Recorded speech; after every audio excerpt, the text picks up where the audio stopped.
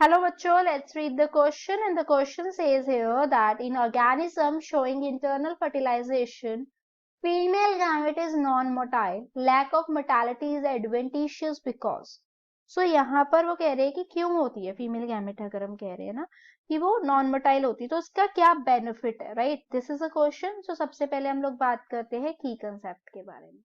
सो यहाँ पर की कंसेप्ट क्या है कि चाइल्ड को फर्टिलाइजेशन के बारे में पता हो, ठीक है, और फर्टिलाइजेशन में क्या क्या इंपॉर्टेंस है, एडवांटेजियस है, इसके बारे में भी पता हो, ठीक है, कि एडवांटेज क्या है बेसिकली उसकी, ठीक है.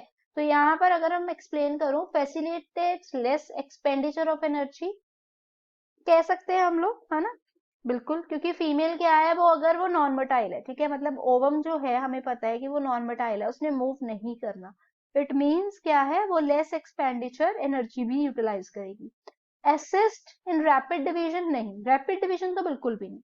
Help the cell to store extra nutrient for development of embryo, that is true, ठीक है. क्योंकि बेसिकली होता क्या है, अगर हम लोग बात करते हैं इंटरनल फर्टिलाइजेशन, ठीक है, इंटरनल फर्टिलाइजेशन में ही होता है ना, जिसमें क्या होता है, फ्यूजन होता है मेल और फीमेल गैमेट का, जो कि बॉडी के इनसाइड होता है, ठीक है. In this case no need, कोई जरूरत नहीं होती ना, क्योंकि बॉडी के इनसाइड है, तो नो नीड की फीमेल गैमेट रिलीज हो. उसका रीजन ही क्या है, उसके यही रीजन है कि क्यों रिलीज नहीं होना चाहिए, ताकि वो एनर्जी को बचा सके और वो एक्स्ट्रा न्यूट्रिएंट सेव कर सके. तो यहाँ पर करेक्ट ऑप्शन क्या हो जाएगी, D. Hope you understood. All the best.